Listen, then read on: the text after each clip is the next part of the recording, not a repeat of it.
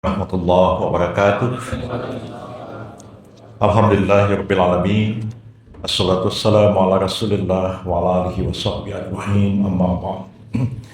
Yang saya hormati Bapak Rektor Universitas Tanjung Pura, Bapak para Wakil Rektor, para Dekan, Direktur Pasca Sarjana, para guru besar, para mahasiswa, Rektor Universitas Swasta yang hadir pada kesempatan yang berbahagia ini, hadirin hadirat Sivitas Akademika Universitas Tanjung Pura yang saya hormati.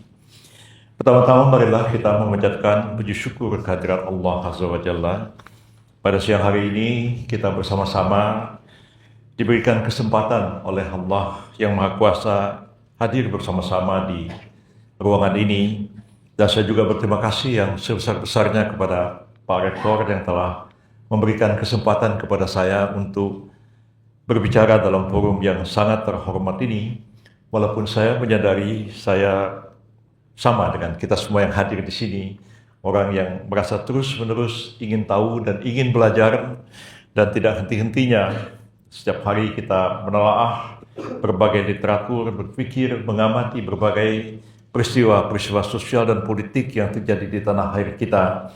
Dan kita melakukan satu refleksi akademik terhadap persoalan-persoalan yang kita hadapi itu dengan harapan kita sebagai para akademisi dapat mencari solusi yang terbaik, tidak saja bagi kepentingan akademik ilmu pengetahuan, tapi juga bagi kepentingan masyarakat, bangsa, dan negara kita.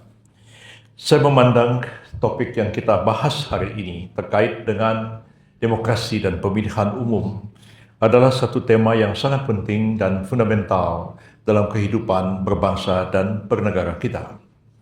Cita-cita untuk membangun kehidupan masyarakat yang demokratis dan konstitusional sudah muncul sejak awal abad ke-20 yang lalu dengan munculnya gagasan-gagasan yang ditulis oleh para pemimpin bangsa dari berbagai aliran ideologi politik yang berkembang pada waktu itu, baik dari kalangan nasionalis, dari kalangan Marxis, sosialis, dari kalangan Islam, yang semua mencita-citakan terbentuknya sebuah negara Indonesia yang merdeka, yang demokratis, dan yang menjunjung tinggi hukum dan keadilan.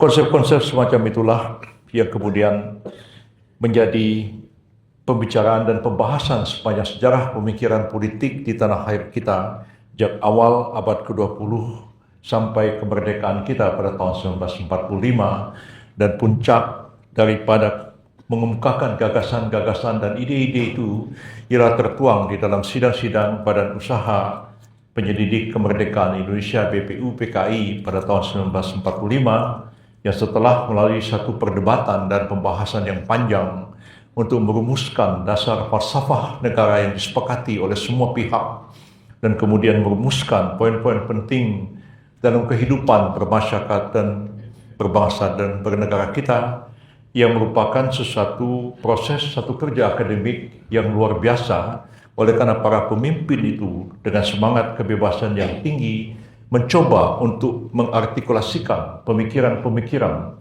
yang ada di tengah-tengah masyarakat, karena pada dasarnya adalah mendirikan negara adalah mewujudkan cita-cita atau mewujudkan ide-ide yang hidup dan berkembang di tengah-tengah masyarakat itu sendiri. Bagaimana kita ketahui keberadaan suku-suku bangsa di tanah air kita ini, masyarakat suku itu sudah jauh keberadaannya sebelum terbentuknya negara Republik Indonesia yang merdeka di kelak kemudian hari. Orang menjadi anggota suku, lahir sebagai satu anggota komunitas satu suku, itu bukanlah karena kehendaknya sendiri. Itu dianggap sebagai satu, taken for granted, sebagai satu takdir, kira-kira begitu. Mengapa kamu lahir jadi orang Melayu, jadi orang Jawa, jadi orang Bugis, jadi orang Dayak, atau dari suku-suku lain, nggak ada kompromi. Tiba-tiba dia lahir jadi orang Bugis, lahir jadi orang Dayak, lahir jadi orang Melayu, dan lain-lain. Tidak ada pilihan tentang hal itu. Begitu orang yang lahir sebagai satu anggota suku, dia akan selamanya akan diidentifikasi sebagai anggota dari komunitas suku itu sendiri. Ya, orang Bugis ya selamanya akan jadi orang Bugis, tidak akan pernah menjadi orang Jawa. Orang Jawa juga tidak akan pernah menjadi orang Batak. Orang Batak walaupun dikasih belangkon, dikasih keris di belakangnya, tetap aja dibilang orang Batak, tidak akan pernah dia menjadi orang Jawa. Itu sesuatu yang unik, aneh, tapi adalah satu fakta sosial, budaya, kehidupan masyarakat kita sendiri. Orang beragama bisa pindah agama, bisa murtad dari satu agama, pindah ke agama lain. Tapi begitu lahir jadi orang Jawa, dia tidak pernah akan menjadi orang Bugis, atau menjadi orang Batak, atau menjadi orang Minangkabau. Begitu juga ketika menjadi warga negara, orang boleh memilih warga negara apapun yang dia mau dan dia suka. Dia bisa jadi WNI, baik secara alamiah maupun secara naturalisasi. Dia bisa juga pindah warga negara menjadi negara lain. Nah, karena keunikan-keunikan inilah para founding fathers kemudian berpikir bagaimana kita membentuk sebuah nation state, bagaimana kita membentuk sebuah negara bangsa, bagaimana kita membentuk sebuah konstitusi yang betul-betul mengartikulasikan alam pikiran bangsa kita sendiri. Dan kita mengetahui bahwa jauh sebelum keberadaan negara Republik Indonesia, masyarakat adat sudah terbentuk. Dengan sendirinya, agama-agama besar telah mempengaruhi kehidupan masyarakat. Masyarakat itu silih berganti. Pemikiran-pemikiran dari dunia barat juga mempengaruhi pemikiran para tokoh bangsa kita. Pada akhirnya, mereka berdiskusi, berdebat, merumuskan seperti apakah negara Republik Indonesia yang mereka cita-citakan bersama dan mencapai kompromi-kompromi yang pada tahun 1945 itu yang sudah kita ketahui bersama. Dalam konteks yang kita mau bicarakan sekarang ini tentang demokrasi dan pemilihan umum. Sejak awal sudah disepakati kita membentuk sebuah republik, bukan membentuk sebuah kerajaan. Ketika diadakan pemungutan suara, apakah kita merdeka republik atau kerajaan, hanya 8 orang yang menghendaki berbentuk sebuah kerajaan. Dan sebagian besar mewakili Kesultanan atau Kasunanan dari Surakarta. Sebagian besar menghendaki republik.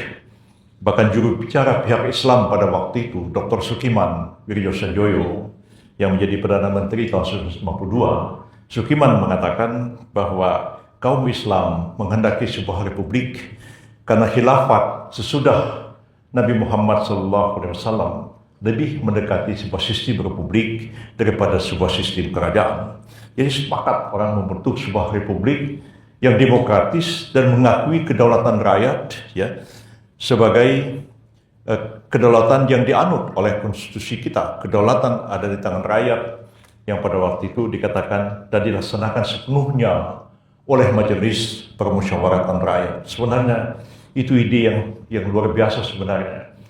Rakyat berdaulat, kemudian membentuk MPR sebagai penjelmaan seluruh rakyat sebagai lembaga negara tertinggi yang menentukan segala sesuatu yang ada di Republik ini. Jadi sebenarnya itu konsep dari filsafat yang dipengaruhi oleh hukum adat dan hukum Islam yang tertuang ke dalam asas kedaulatan rakyat, musyawarah, mufakat, ada majelis permusyawaratan rakyat, ada dewan perwakilan rakyat yang dikonsep oleh founding fathers. Tapi setelah kita mengamandemen UUD 45, perubahan-perubahan itu tidak hanya menyangkut perubahan-perubahan yang terkait dengan perumusan pasal-pasal, tapi juga mempengaruhi filosofi bernegara kita itu sendiri. Dan ini sesuatu yang memang mangkali kita para akademisi bisa terus-menerus memperdebatkan persoalan ini, karena kita membangun negara haruslah merefleksikan kesadaran bernegara masyarakat itu sendiri. Sebagaimana kita membentuk hukum, pemerintah tidak bisa sewenang-wenang membentuk hukum, karena hukum haruslah merefleksikan nilai-nilai dan kesadaran hukum yang ada di dalam masyarakat itu sendiri.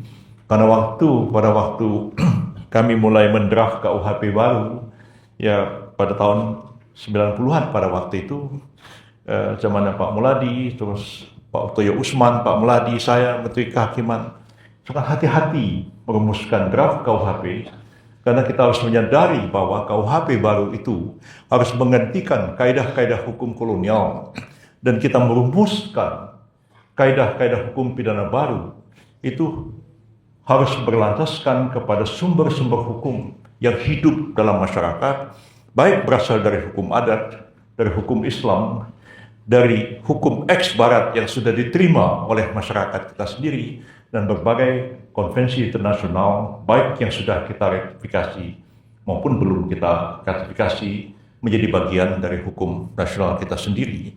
Tidak mungkin negara itu membentuk satu norma hukum yang melawan kesadaran hukum rakyatnya sendiri. Ya. Teoritis bisa, praktek tidak. Ambil contoh negara tetangga kita, Filipina. Undang-Undang Dasar Filipina itu mengatakan Filipina adalah sebuah republik sekuler. Ya.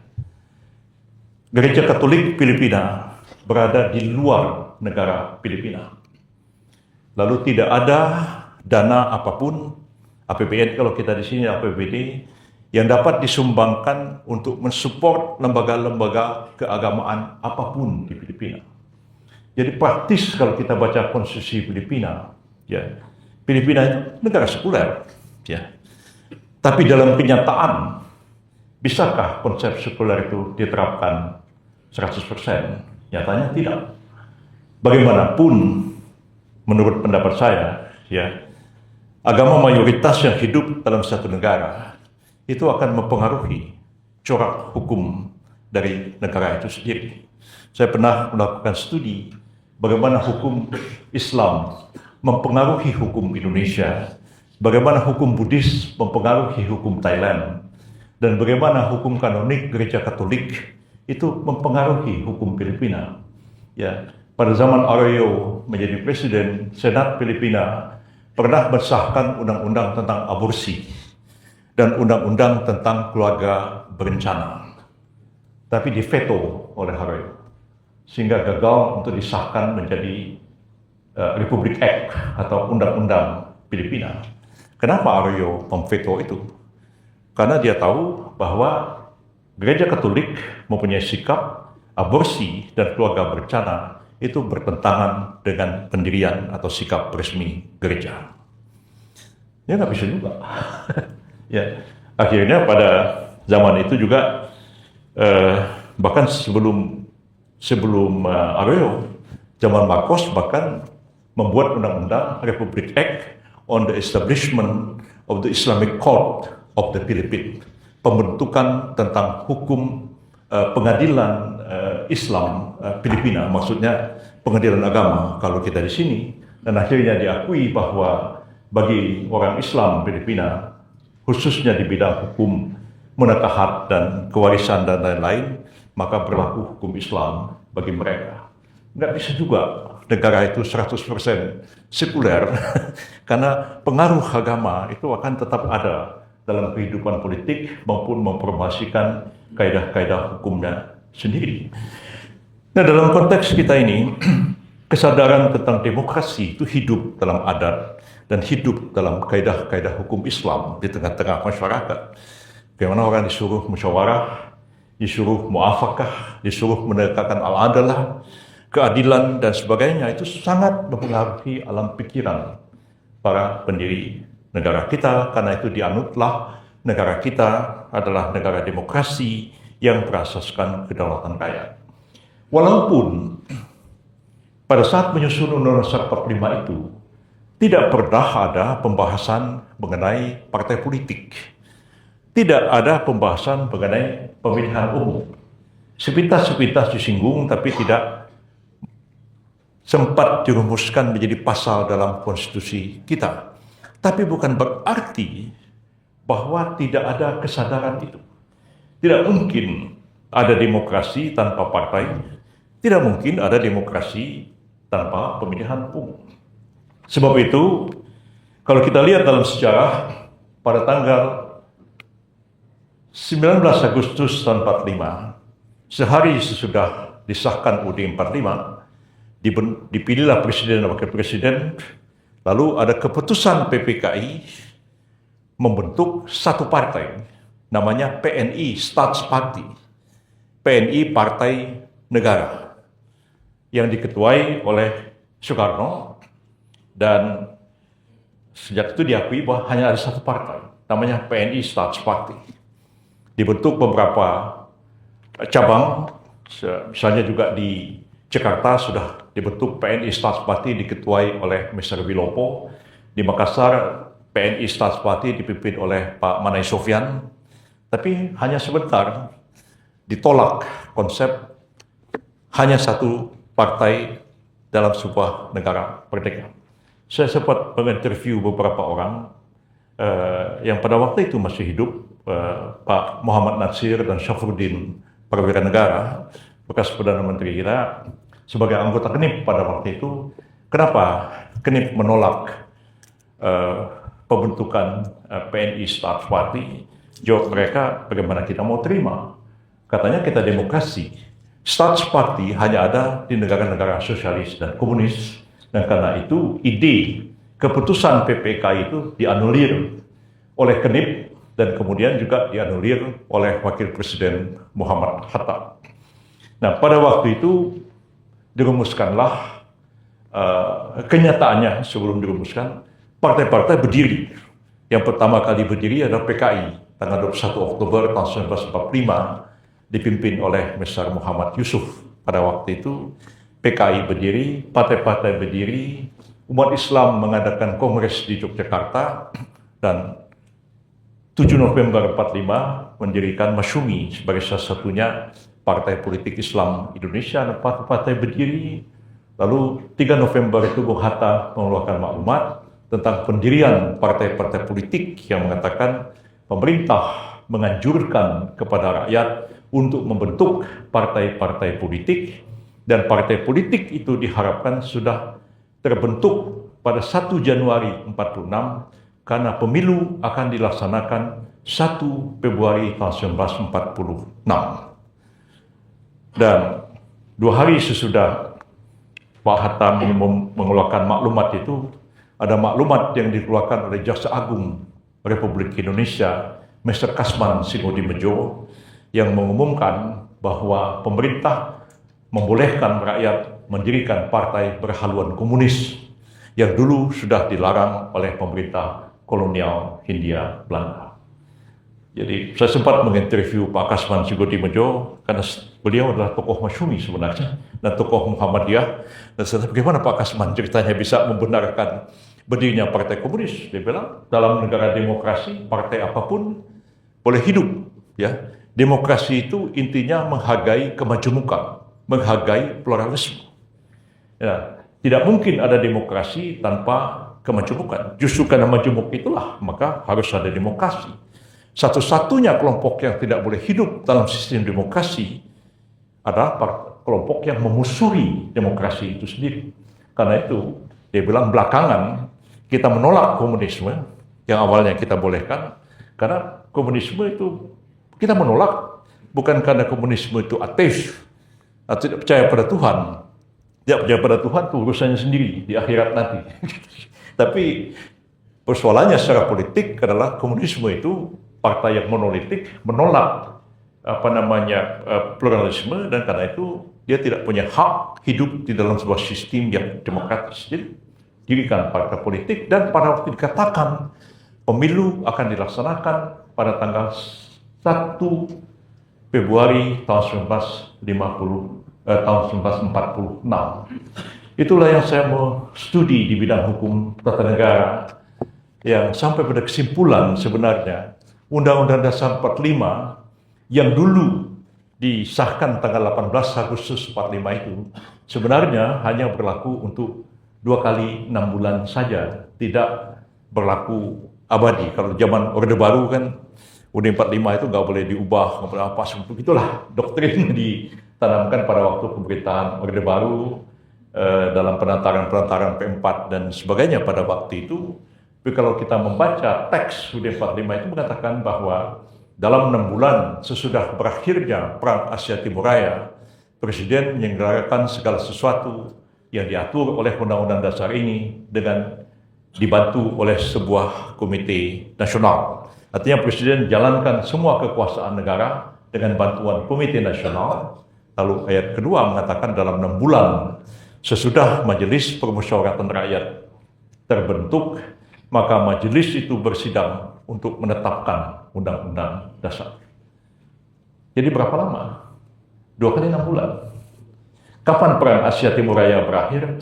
15 Agustus 45 dengan menyerahnya Kaisar Jepang kepada tentara sekutu akibat bom Hiroshima dan Nagasaki. Dalam 6 bulan sesudah berakhirnya Perang Asia Timur Raya, 6 bulan, Presiden menjalankan kekuasaan penuh sendiri hanya dengan bantuan Komite Nasional. Dalam 6 bulan sesudah MPR terbentuk, MPR bersidang menetapkan Undang-Undang Dasar. Berarti Undang-Undang Dasar 45 itu berakhir keberlakuannya tanggal 15 Agustus 1946. Sebab itu pemilu dilaksanakan 1 Januari 46, diharapkan 15 Februari 46, 15 Februari 46 MPR terbentuk, maka diberi waktu 6 bulan sampai 15 Agustus 46 MPR sudah menetapkan Undang-Undang Dasar. Sayang itu tidak terjadi karena memang kita terlibat dalam perang kemerdekaan selama 4 tahun sampai akhir tahun 1949. Pemilu gagal dilaksanakan, tapi partai-partai sudah terlanjur berdiri. Jadi yang ingin saya katakan di sini, meskipun teks UUD 45 tidak merumuskan partai, tidak merumuskan pemilu, tapi para founding fathers kita pada waktu itu keluarkan maklumat, berdiri partai, dan nyatakan pemilu akan dilaksanakan 1 Januari tahun 1946. Tidak terlaksana sampai kita rilis, sampai kembali ke UUD, pakai UUD sementara tahun 50, baru tahun 55 ada pemilu di bawah Undang-Undang Dasar sementara tahun 1950 pada waktu itu di bawah Kabinet Burhanuddin Harahap. Yang ingin saya katakan adalah demokrasi itu ya mengakui adanya kemajemukan. Orang itu beda-beda pikirannya, beda-beda hasratnya, beda-beda apa yang diutamakan, apa yang nggak diutamakan. Karena itu untuk memanage perbedaan itu, orang diberikan kebebasan untuk mendirikan partai-partai politik.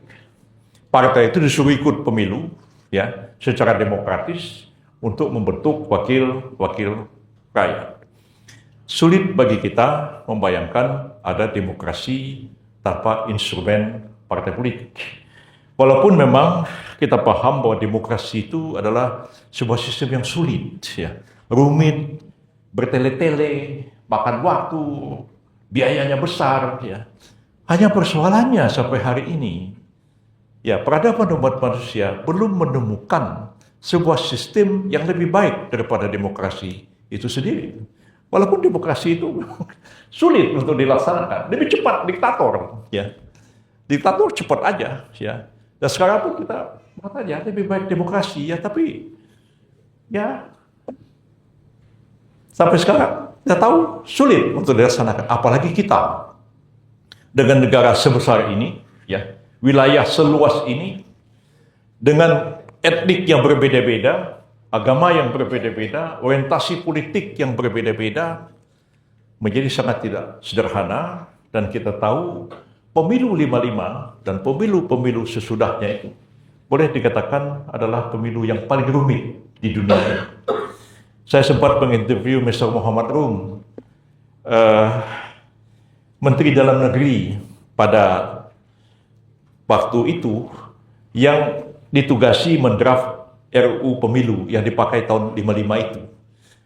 Pak Muhammad Rum mengatakan, saudara bisa bayangkan, saya mengajukan 102 pasal RUU pemilu, fraksi PKI mengajukan 200 amandemen. Itu baru satu fraksi kan. Kemudian fraksi-fraksi yang lain, bagaimana susahnya untuk mencari kompromi. Pada akhirnya Muhammad Rum menyelesaikan tugas itu. Walaupun baru dilaksanakan beberapa tahun kemudian di bawah Perdana Menteri Burhanuddin Harahap pada pemilu tahun 1955. Nah, tentang partai politik yang dulu tidak disebutkan di dalam konstitusi kita. Pasca amandemen, partai politik itu disebutkan berkali-kali dan kedudukannya begitu sentral dalam sistem ketatanegaraan kita. Pertama, tentang kewenangan untuk mencalonkan presiden dan wakil presiden. Amandemen UUD 45 pasal 6 mengatakan bahwa pasangan calon presiden dan wakil presiden diusulkan oleh partai politik atau gabungan partai politik peserta pemilihan umum sebelum pemilihan umum dilaksanakan.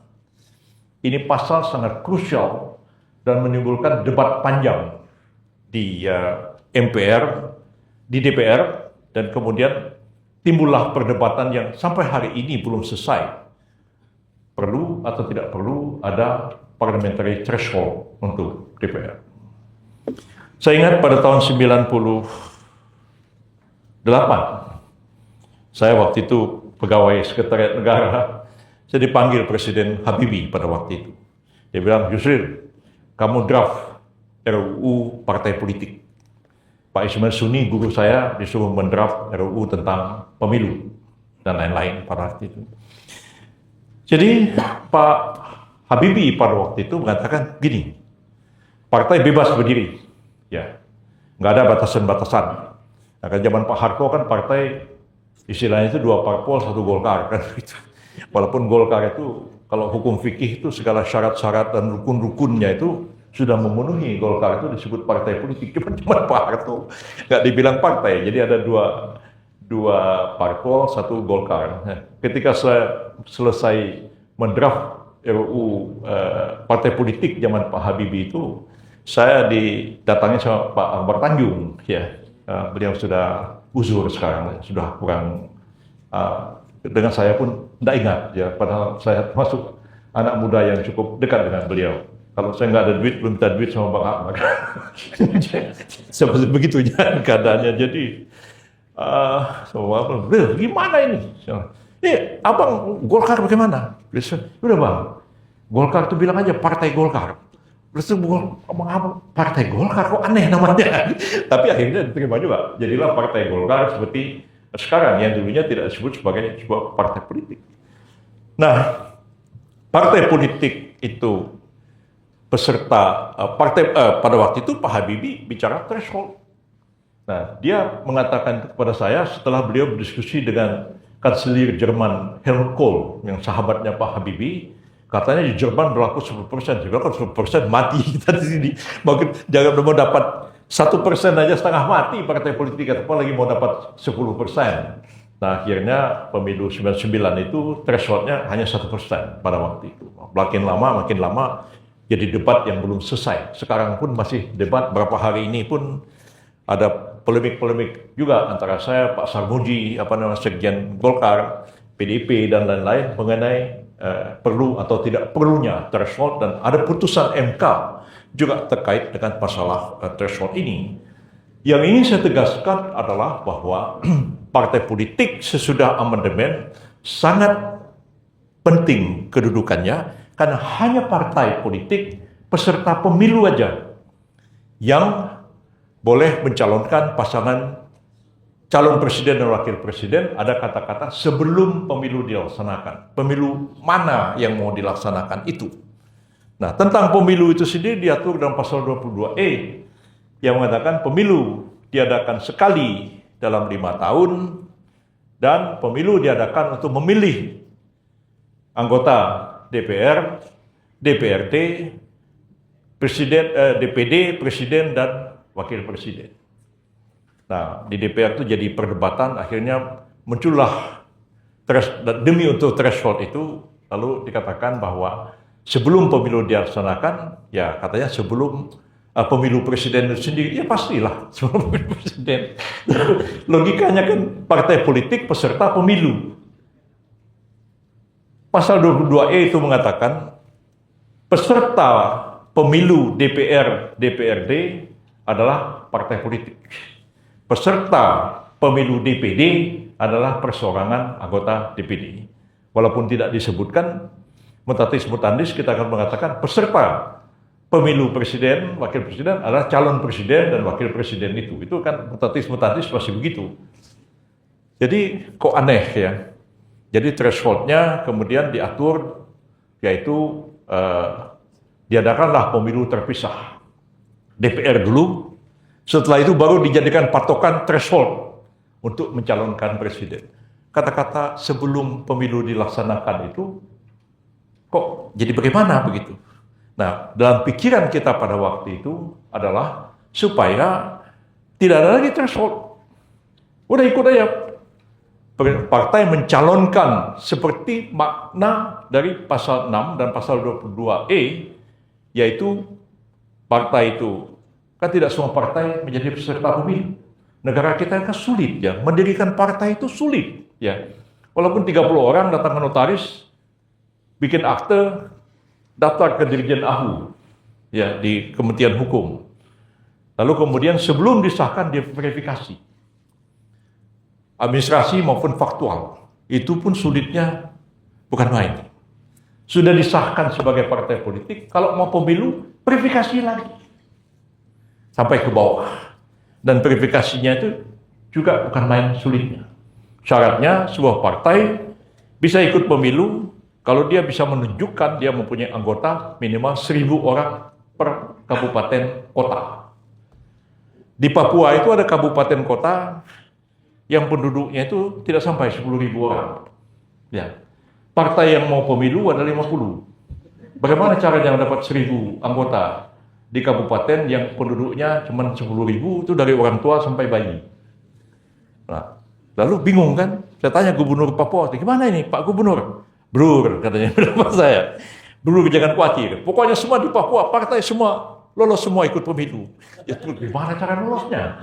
Ya, kenyataannya ya di Papua semua partai ikut pemilu. Gimana caranya? Ya itu kan pasti ya apa bohong-bohongan. Ya verifikasinya itu ya seperti itulah yang terjadi. Nah, jadi kita membangun sebuah sistem yang sangat sulit sekali untuk dilaksanakan. Nah, hanya partailah, dan bukan hanya partai peserta pemilu saja yang boleh mencalonkan presiden dan wakil presiden. Dan DPRD hanya partai politik yang ikut dalam pemilu. Kita menutup pintu calon perseorangan seperti dikenal dalam pemilu tahun 1955. Pemilu 55 ada calon perseorangan. Bukan partai pun boleh ikut pemilu. Ya. Orang Dayak dulu punya partai sendiri, Partai Persatuan Dayak.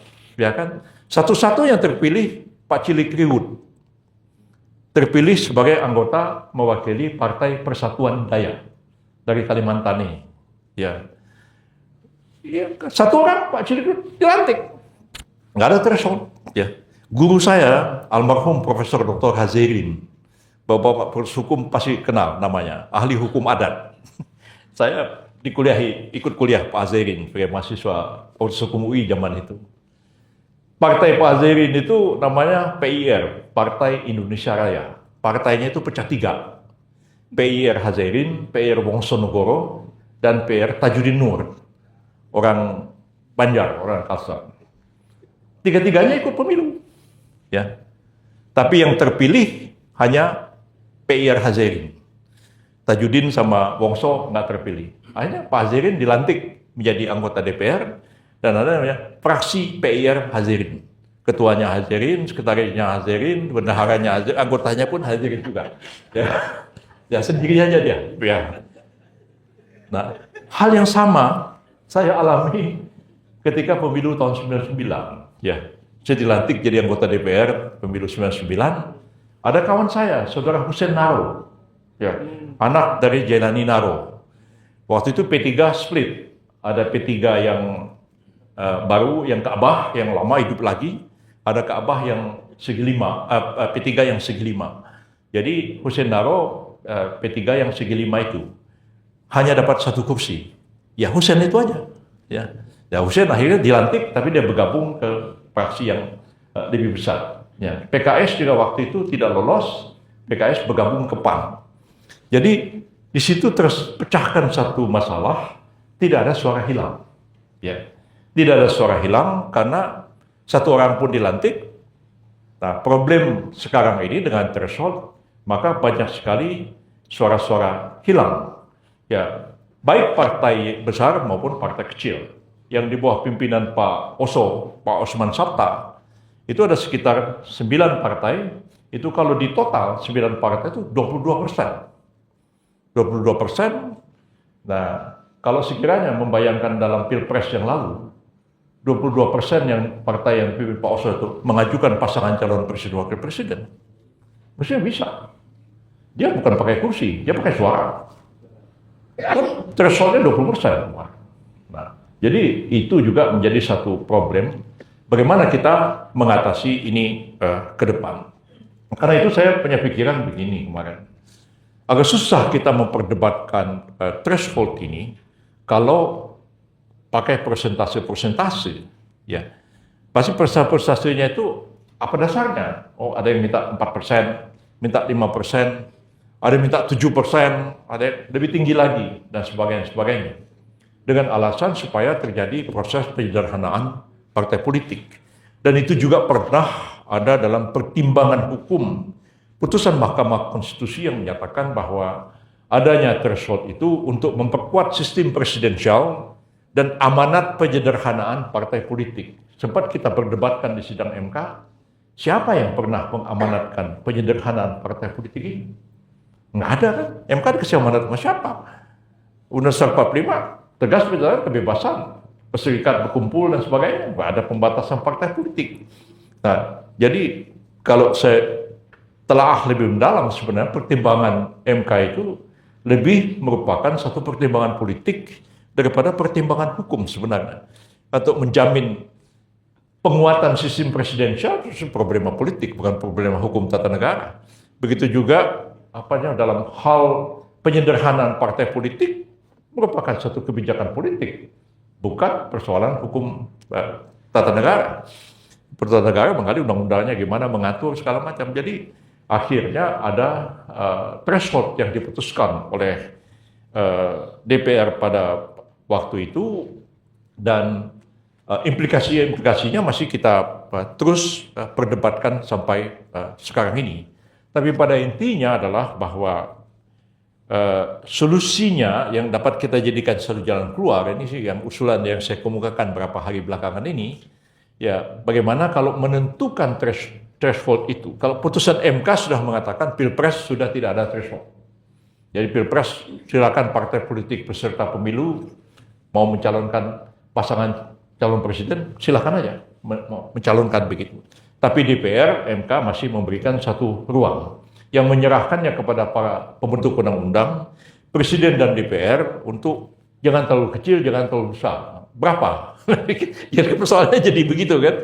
Nah, itu yang sekarang jadi perdebatan, tapi saya mencoba memberikan satu solusi begini. Bukan partai A bilang 7%, partai B bilang 5%, partai C bilang 3% dan sebagainya. Tapi bagaimana partai politik itu ikut pemilu, dia dapat mengisi seluruh komisi-komisi yang ada di DPR itu sendiri. Sekarang ini komisi itu diatur dengan tatib. Saya katakan mestinya diatur dengan undang-undang. Kalau kita jadikan patokan sekarang, di DPR sekarang ada 13 komisi. 13 komisi, ada Banggar, ada BKSAP, ada badan Balek, begitu ya. Tapi komisi ada 13. Nah, andailah 13 dijadikan patokan, Anda partai akan masuk ke DPR kalau Anda dapat mengisi minimal 1 kursi untuk setiap komisi yang ada. Jadi ini nggak lagi perdebatan antara PDIP, PAN, komisinya. Kalau ada kurang dari itu ya Anda jangan masuk ke sini. Nah, tapi untuk mencegah suara yang hilang, saya katakan ini bukan stambus sektor, tapi sebenarnya partai-partai itu setelah pemilu, ya, dia dapat membentuk satu koalisi gabungan.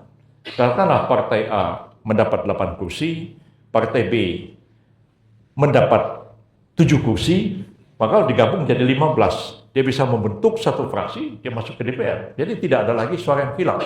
Bisa juga dia bergabung dengan partai-partai yang threshold, dia sudah memenuhi threshold 13 kursi itu. Ini juga sekaligus sebenarnya akan mendorong proses merger dari partai-partai politik yang bergabung di DPR tadi. Ya setelah dia bergabung, dia merasa oke, barangkali ini gimana kita nanti ke depan kita gabung aja untuk pemilu yang akan datang. Akhirnya partai juga dengan sendirinya akan berkurang jumlahnya, dan dengan demikian juga kalau maunya memperkuat sistem presidensial, saya pikir juga akan semakin diperkuat dengan penggabungan partai-partai politik yang ada di DPR. Walaupun sebenarnya soal stabilitas pemerintahan itu saya tidak terlalu khawatir dengan hal itu. Mungkin secara teori kita bisa merumuskan beda-beda, tapi dalam praktek demokrasi kita, ya lebih-lebih setelah zaman reformasi ini, ya untuk mengatakan satu partai itu betul-betul partai pemerintah dan yang lain itu betul-betul partai oposisi, dalam kenyataannya itu juga sangat sulit kita. Makanya secara akademik kita bisa merumuskan secara konseptual, didefinisikan partai pemerintah begini, partai oposisi begini, tapi dalam dunia nyata perpolitikan Indonesia yang benar-benar oposisi dan benar-benar partai pemerintah itu hampir-hampir tidak ada di dalam kenyataan. Ya kalau saya tanya kawan-kawan PKS, gimana nih Bung? Saya bilang, ya kita gini Bang, kita ini politiknya amar ma'ruf nahi mungkar. Jadi ini dalam sistem politik Islam baru dengar kita, namanya politik amar ma'ruf nahi mungkar. Kalau orang Jawa bilang itu amar ma'ruf nahi mungkar itu amar anaknya Pak Ma'ruf, nahi anaknya Pak Mungkar. Kalau bahasa Arabnya kan an-nahyu anil mungkar begitu ya. Al-amru bil ma'ruf wan nahyu anil mungkar. Bahasa Arabnya kan begitu kan. Tapi dia bilang amar ma'ruf nahi mungkar. Ya betul juga dia bilang amar anaknya Pak Ma'ruf, nahi anaknya Pak Mungkar begitu. Jadi yang sebenarnya apa yang ada maksud politik amar ma'ruf nahi mungkar ini? Ya kalau pemerintah benar kita dukung habis-habisan, Bang. Tapi kalau pemerintah salah kita akan kritik habis-habisan. Nah, jadi kita amar ma'ruf nahi mungkar, kita bukan Siti, bukan juga partai pemerintah. Itu enggak ada. Ya. Betul-betul oposisi enggak, betul-betul pemerintah juga enggak. Karena di dalam anggota parlemen yang partainya ada di kabinet itu pun kadang-kadang juga bersuara kritis lebih daripada partai yang sebenarnya tidak punya wakil di kabinet. Itu terjadi di dalam prakteknya. Dan saya kira sejak tahun 99 awal reformasi, apa yang saya alami dalam kenyataan politik, ya kompromi-kompromi politik kita itu memang sangatlah luar biasa. Ya, saya mengalami hal itu sebagai calon presiden yang sudah disahkan pada waktu itu tahun 99. Saya disuruh mundur, ya disuruh mundur dengan macam-macam. Kalau saya ngotot pada waktu itu, Bu Mega sama Gus Dur tidak menyerahkan satupun persyaratan, ya. KTP aja enggak, apalagi yang lain-lain. Saya salah satunya calon yang menyerahkan semua persyaratan yang diminta oleh MPR.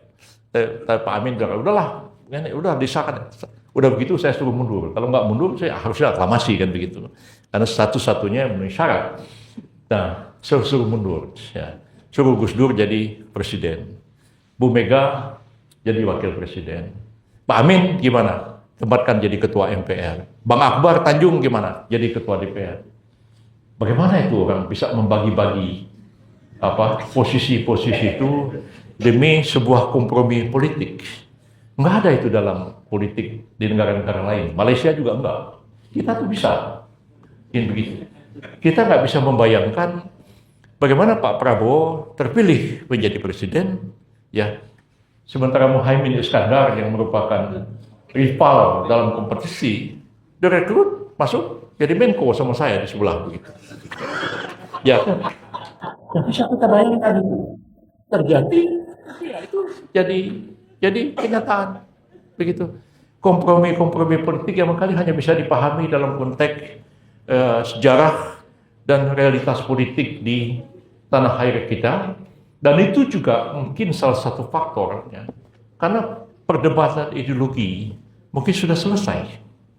Ya, zaman dulu, zaman orang-orang tua kita, ya, bapak saya ketua Masyumi, DN Aidit ketua PKI. Kita orang satu kampung, orang Pulau Belitung di sebelah Selat Kalimantan itu. Ya, Pak Natsir bilang saya kalau ketemu Aidit tuh kepengen saya angkat kursi, saya mempaskan di kepala. Ya.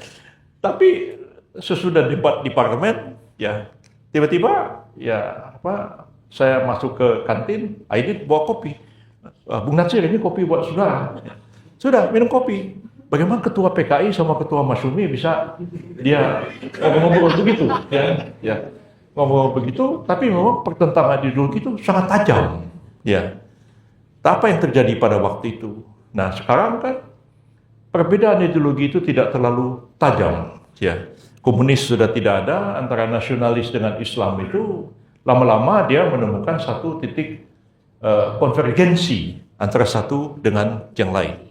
Jadi nggak bisa misalnya yang mengklaim kami ini Islam itu hanya PKS, P3, PBB, nggak bisa. Siapa yang mengatakan Golkar tidak Islam? Ya kan? Kalau Bahlil bilang, Bang jangan khawatir, HMI dari atas sampai ke bawah. Itu kan dia Bahlil. Itu Bahlil, sampai bercanda-bercanda aja sama saya begitu ya. Ya, gitu aja. Jadi itulah kenyataan politik kita, ya. Saya ingat juga tahun 99 itu kita sepertinya berkelahi, ya, di media-media itu sengaja bikin-bikinannya wartawan, ya. Padahal saya sama Pak almarhum Pak Sabam Sirait, almarhum Pak Sopan Sofyan, itu ngobrol-ngobrol, bos, ini gimana katanya, Pak. Jadi kadang-kadang kalau masalah hukum pada waktu itu, kadang-kadang PDIP tanya kita, ini gimana caranya? Ya, kita selesaikan sama, nggak ada perbedaan itu. Jadi politik itu memang kadang-kadang ributnya hanya di media. Ya, waktu saya masih mahasiswa, ya, saya bertanya kepada Pak Mahbub Junaidi. Mahbub Junaidi itu seorang kolumnis, ya, tokoh NU, ya. Jadi suatu hari saya tanya, saya bilang, Pak Mahbub, kenapa kiai-kiai NU ini kerjanya berantem mulu? Apa jawabnya Mahbub? Itu yang saudara lihat itu kan berantemnya cuma di koran sama di TV, katanya. Sebenarnya kiai-kiai itu nggak pernah berantem. Bahkan kalau ketemu, peluk-pelukan, rangkul-rangkulan, ya, bertanya kabar masing-masing, bahkan saling mendoakan. Jadi, aneh begitu. Tapi itulah kenyataannya. Ya. Jadi saya pikir banyak keunikan-keunikan pada bangsa kita ini, yang bahkan juga kearifan, ya, ada kekuatan, ada kelemahan di situ. Tapi barangkali dengan cara itulah mengapa kita tetap bersatu sebagai sebuah bangsa. Nggak bisa bayangkan bagaimana dari Sabang sampai Merauke itu orang bisa bersatu dengan perbedaan begitu banyak. Tapi hal-hal yang saya ceritakan ini, hal-hal yang membuat kita bersatu dengan cara-cara yang tanpa kita sadari hal semacam itu terjadi. Ada tenggang rasa, ada satu dengan yang lain, begitu ya, nggak pernah ya walaupun pemilu tegang, ya kan. Mungkin di sini juga gitu, di Singkawang begitu, di kampung saya di Belitung nggak begitu kan. Si Afa jadi bupati sekarang, ya nggak ada orang ribut. Dulu berantem, orang nggak bisa membayangkan si Ahok jadi bupati di Belitung, tapi itu kejadian. Jadi setelah itu ya berantem, setelah itu paling ketawa sebenarnya. Nah jadi kadang-kadang benar Ahok juga, karena waktu satu hari saya membaca di koran Bangka Belitung, antara Ahok, Bupati Belitung Timur, dengan Pak Eko Maulana Ali, Gubernur Bangka Belitung. Tiap hari perang mulut, dua orang ini kan. Ya satu hari di Jakarta, saya masuk restoran, begitu masuk, loh, kok ada Ahok sama Pak Eko Maulana sedang makan berdua. Jadi, sampai kita ketawa. Jadi saya bilang, Hok, gimana ini kalian kok berantem? Tenang bang, katanya kan. Politik boleh berantem, bisnis jalan terus. Kata si Ahok. Jadi rupanya dua orang itu ya lagi bicara bisnis begitu. Jadi politik boleh berantem, bisnis jalan terus, kata si Ahok. Jadi saya pikir ya itulah realitas yang kita hadapi bersama. Dan karena itu walaupun kita menghadapi banyak kesulitan-kesulitan, seperti sekarang juga mengenai persoalan kompromi politik kita untuk menyelesaikan undang-undang pemilu ini, ya. Ada beberapa putusan MK yang kita pahami tidak sederhana untuk dituangkan dalam satu draft amandemen Undang-Undang Pemilu, Undang-Undang Parpol, dan Undang-Undang MD3 sekarang ini. Karena saya melihat tiga-tiganya ini mau nggak mau berkaitan dan harus diamandemen semua.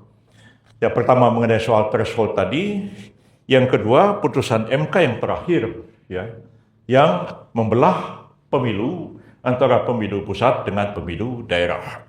Nah, sebelumnya MK mengatakan bahwa pemilu ini pemilu serta.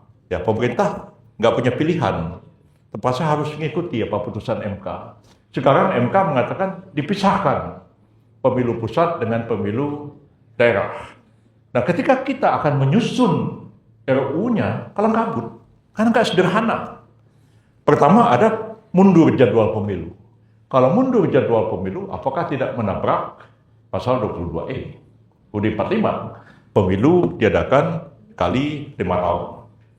Nah, sekarang pemilu akan lebih 5 tahun. Timbul persoalan baru. Kalaulah kepala daerah kita perpanjang, itu mudah saja, Mendagri bisa tunjuk eselon 1, eselon 2 jadi PJ-PJ di mana-mana. Tapi siapa yang bisa memperpanjang? Anggota DPRD, provinsi, kabupaten, kota. Itu pun menjadi krusial persoalan ini sampai sekarang kita belum temu formulanya. Nah, tidak lama sudah putusan MK itu, internal pemerintah kita bicara bagaimana kita atasi masalah ini. Kita sudah ambil ancang-ancang mau mendraft, tapi waktu kompromi di DPR dengan Balik, ya disepakati DPR yang akan mendraft amandemen, lalu inisiatif terhadap undang-undang pemilu akan datang dari DPR. Sampai hari ini draft belum selesai. Dan kalau ditanya saya sebagai pemerintah, saya bilang pemerintah idealnya undang-undang pemilu sudah selesai 2,5 tahun sejak presiden dilantik, supaya ada waktu 2,5 tahun mempersiapkan pemilu berikutnya. Kalau tidak nanti akan kelabakan, kemarin aja sudah banyak yang meninggal. Kalau udah begini banyak lagi, tambah banyak lagi meninggal. Bagaimana kita menyelesaikan persoalan ini? Dan saya kira kita para akademisi silakanlah membahas masalah ini, menulis ataupun mendiskusikan dan memberikan sumbangan pemikiran baik kepada pemerintah maupun kepada DPR untuk menyelesaikan persoalan undang-undang pemilu ini. Karena ada satu hal yang selalu mengganggu pikiran saya itu begini. Ini amandemen UUD 45, ini menyisakan persoalan besar. Ya.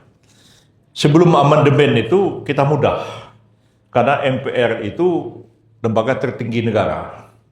MPR itu bisa bikin tap-tap ya untuk mengatasi keadaan krusial atau menghadapi krisis ketatanegaraan atau menghadapi keadaan darurat ketatanegaraan.